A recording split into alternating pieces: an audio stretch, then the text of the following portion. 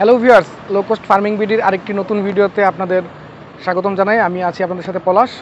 তো আজকের ভিডিওর যে টপিক সেটা হলো পটাশ সার বা এমওপি সার বা লাল সার আমরা যেটাকে বলি, সেটা আমরা কিভাবে ব্যবহার করব, কখন ব্যবহার করব এবং কেন ব্যবহার করব এই বিষয় নিয়ে। তো চলুন তাহলে আমাদের মূল ভিডিওতে চলে যাওয়া যাক। তো ভিউয়ার্স, আমাদের আজকের মূল বিষয় যেটা সেটা হলো লাল সার, আমরা গ্রামে যেটা বলি, বা এমওপি সার অথবা পটাশ সার, এটা আমরা কীভাবে ব্যবহার করবো। তবে আমি প্রথমেই বলে রাখি, সেটা হলো যে প্রথমত আপনি সবসময় ট্রাই করবেন যে জৈব সার ব্যবহার করার। তো সেই ক্ষেত্রে যদি আপনি জৈব সার কোনোভাবে আপনি ব্যবহার করতে পারছেন না বা আপনার হয়তো সাময়িকভাবে প্রয়োজন হচ্ছে, সেই ক্ষেত্রে আমি বলবো যে আপনি রাসায়নিক সারে যাবেন। আর এমওপি সার, আমি আগেই বলে রাখি, এমওপি সারের যে ভালো বিকল্প কোনটি সেটা হলো এমওপি সার। এটা হলো পটাশিয়াম সমৃদ্ধ, এবং পটাশিয়াম হলো গাছের অন্যতম একটা খাদ্য উপাদান, যেটা ওর বেশি পরিমাণে লাগে গাছের। এবং কী জন্য লাগে সেটা হলো গাছের মূলত পটাশিয়াম গাছের স্বাস্থ্য ভালো রাখে, গাছকে পানি ধরে রাখতে সাহায্য করে, এবং পাশাপাশি গাছের ফুল ফল বৃদ্ধিতে সহায়তা করে। অনেক সময় দেখা যায় গাছ বড় হচ্ছে কিন্তু ফুল ফল আসছে না, তখন তার মানে হলো আমরা সেখানে যদি পটাশিয়াম দিই, সেক্ষেত্রে গাছটা সেই পটাশিয়াম গ্রহণ করে ফুল ফল দ্রুত আনতে সহায়তা করবে। তো এটা সবচেয়ে ভালো বিকল্প হচ্ছে কলার খোসা অথবা কলায় প্রচুর পরিমাণে পটাশিয়াম আছে। তো আমরা সেটা কীভাবে দিতে পারি, সেটা আমরা কলার খোসাটাকে আমরা পানিতে ভিজিয়েও দিতে পারি, অথবা আপনার কলার খোসাটা শুকিয়েও দিতে পারি। সেটা নিয়ে আমার আলাদা ভিডিও আছে, আপনারা দেখে নেবেন, আমি ডিসক্রিপশনে দিয়ে রাখবো। তবে যখন আমরা সেই বিকল্প যদি যেতে না পারি, বা আমাদের এখন হয়তো হিউজ পরিমাণ পটাশ সার দিতে হবে জমিতে, সেক্ষেত্রে আমি বলবো আপনারা এটা ব্যবহার করবেন। আর এটা ব্যবহার করা যায় কয়েকভাবে ব্যবহার করা যায়, তিনভাবে ব্যবহার আমি আজকে আপনাদেরকে দেখাবো। এর মধ্যে একটা হলো গাছের গোড়ায় আমরা দিয়ে, দ্বিতীয়টা হলো আমরা এটা পানিতে গুলে, এবং থার্ড যেটা সবচেয়ে এফিশিয়েন্ট সেটাও পানিতে গুলে, তবে সেটা আমরা গাছের গোড়ায় না দিয়ে সেটা আমরা গাছের শৈলে, গাছের পাতায় আমরা স্প্রে করব, যাতে এটা থেকে গাছ খুব দ্রুত গ্রহণ করতে পারে এবং খুব দ্রুত সেটা মানে এটাতে খুব এফিশিয়েন্ট ওয়ে, কারণ এটাতে ওয়েস্টেজ খুব কম হয়। তো ভিউয়ার্স, প্রথমেই আমি দেখাই আপনাদেরকে, আমি খুব সহজেই দেখাবো যে আমরা গাছের গোড়ায় কীভাবে দেবো। দেখেন, এই গাছটা মোটামুটি বেশ বড় সড়ো হয়ে গিয়েছে, জাস্ট ফুল আসা শুরু হয়েছে। এখন অ্যাকচুয়ালি এই গাছটার প্রয়োজন হলো পটাশ সার অর্থাৎ পটাশিয়াম প্রয়োজন। তো আমরা সেটা কীভাবে আমরা পটাশ সারটা আমরা ব্যবহার করবো গাছের গোড়ায়, সেটা দেখাচ্ছি। সেটা হলো খুবই ইজি ভিউয়ার্স। সেটা হলো আমরা গাছে সবসময় একটা জিনিস খেয়াল রাখবো, আমরা যেই সারই দেই আমরা গাছের একদম গোড়ায় দিব না, আমরা গাছ থেকে অ্যাটলিস্ট 4 থেকে 6 ইঞ্চি দূরত্বে আমরা রেখে দিব। যেটা হলো গাছের মাটিটা যাতে একটু আলগা থাকে, সেটা আপনারা খেয়াল রাখবেন। এবং গাছের গোড়ায় দেখুন, এখানে কিন্তু কোনো আগাছা নেই, গাছের গোড়ায় যাতে কোনো আগাছা না থাকে সেটা আপনারা খেয়াল রাখবেন। কী জন্য? যাতে আগাছাগুলো আপনি যে সারটা দিচ্ছেন জমিতে, সেটা যাতে ওরা গ্রহণ করে, সেটাকে মানে ওয়েস্টেজে পরিণত না করে। এবং পাশাপাশি আগাছা যদি বড় হয়ে যায়, সে শুধু আপনার গাছে কিন্তু নানান ক্ষতি করবে। সেখানে সে গাছের পুষ্টিটা সে নিজে গ্রহণ করে নেবে, সে নানান ধরনের পোকামাকড়ের আশ্রয়স্থল হবে। সেই কারণে আপনারা সার দেওয়ার আগে আগাছাগুলো পরিষ্কার করে নেবেন, এবং যখন গোড়ায় দিবেন তখন আপনারা গাছের 4 থেকে 6 ইঞ্চি দূরত্বে আপনারা এভাবে সার দিয়ে দিতে পারেন। জাস্ট এভাবে দিয়ে দিলেও হবে, আবার চাইলে আপনারা একটু ড্রেনের মতো করে সেখানে আপনারা সারটা দিয়ে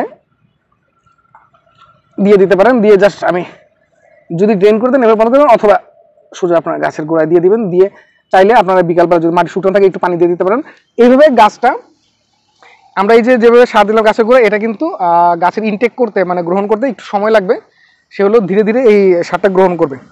আচ্ছা, তো এবার ভিউয়ার্স চলে যাওয়া যাক আমাদের দ্বিতীয় যে উপায়, সেটা হলো আমরা কিভাবে গাছে পানিতে মিক্স করে দিতে পারি। তো এই পানিতে মিক্স করে দেওয়াটাও কিন্তু খুব ভালো একটা ওয়ে, কারণ আর এই সারটা হলো পানিতে খুব ভালো ওয়াটার সলিউবল।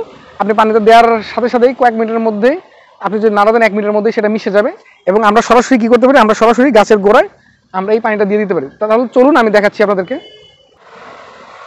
ভিউয়ার্স, পানিতে গুলে আমরা যদি গাছের গোড়ায় দেই পটাশ সারটা, আমার কি লাগবে? কিছুই লাগবে না, শুধু পটাশ সার লাগবে, আর পাশাপাশি একটা বোতল হোক বা মগ হোক, যেটাতে আপনি দিতে কমফোর্ট ফিল করেন সেটাই।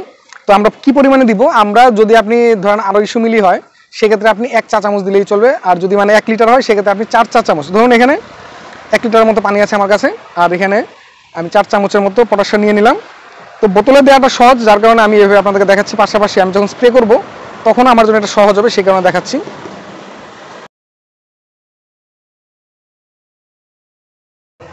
অলমোস্ট ভিউয়ার্স, এটা কিন্তু অলমোস্ট গলে গিয়েছে। জাস্ট 1 মিনিটের মধ্যেই এটা গলে যাবে, তখনই আমরা গাছের গোড়ায় দিয়ে দিতে পারবো, এবং সেটা তখনই কিন্তু রেডি হয়ে যাবে। তবে আমি আরেকটা জিনিস আপনাদেরকে বলে রাখি, সেটা হলো পটাশিয়াম আমরা কিন্তু সব ধরনের ফসলে আপনার দেওয়ার প্রয়োজন নেই। যেমন ধরুন আপনি লাল শাক করছেন বা পালং শাক করছেন, সেখানে কিন্তু পটাশিয়াম প্রয়োজন হয়। কী জন্য? বা প্রয়োজন কারণ সেখানে কিন্তু কোনো ধরনের ফসল আসবে না, ফসল বলছি, সেখানে কিন্তু কোনো ধরনের ফল হবে না। তবে আপনি যদি এমন হয় যে আপনি পালং শাকের বীজ করবেন অথবা ডাঁটা শাকের বীজ করবেন, সেক্ষেত্রে আপনি পটাশিয়াম দিতে পারেন, যাতে এটা দ্রুত ফুল আসবে এবং কি ভালোভাবে বীজ হবে সেই কারণে।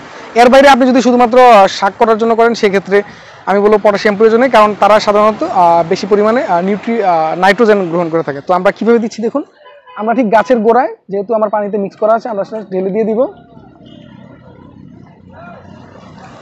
আমার এই ধরনের একটা গাছের জন্য খুব বেশি পরিমাণ প্রয়োজন নেই, আমার 100 ml পানি দিলেই কিন্তু যথেষ্ট। এটা আমরা 15 দিন পর পর কিন্তু এইভাবে গাছে দিতে পারি। তো এটা হলো আমার সেকেন্ডারি অপশন, আমি বললাম আপনাদেরকে যে পানিতে গুলে কীভাবে আমরা দিতে পারি।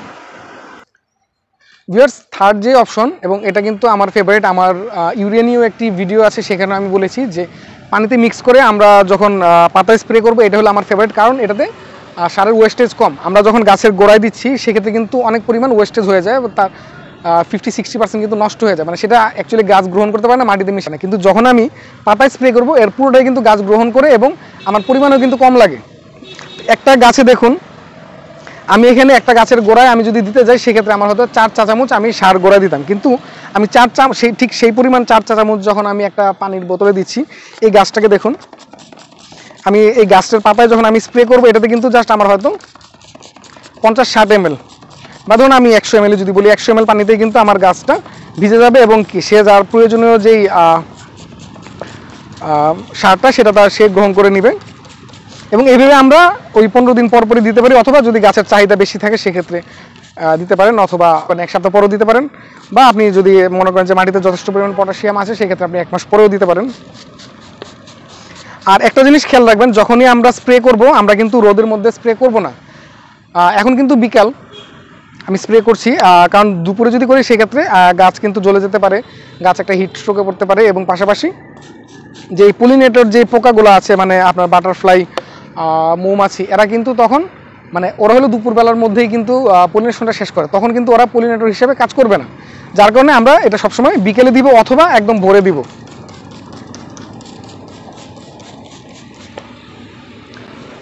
ভিউয়ার্স, এই হলো আমাদের কীভাবে আমরা তিন পদ্ধতিতে সার ব্যবহার করব।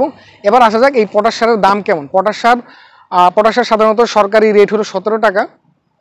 তবে আপনার যখন আমরা সরকার অনুমোদিত ডিলার থেকে কিনতে যাই, এটা হলো আপনারা বিভিন্ন ধরনের বড় বড় যে বাজারগুলো আছে, যেখানে যারা সার বিক্রি করে, বিভিন্ন ধরনের ঔষধ বিক্রি করে গাছের, তাদের কাছে পাবেন।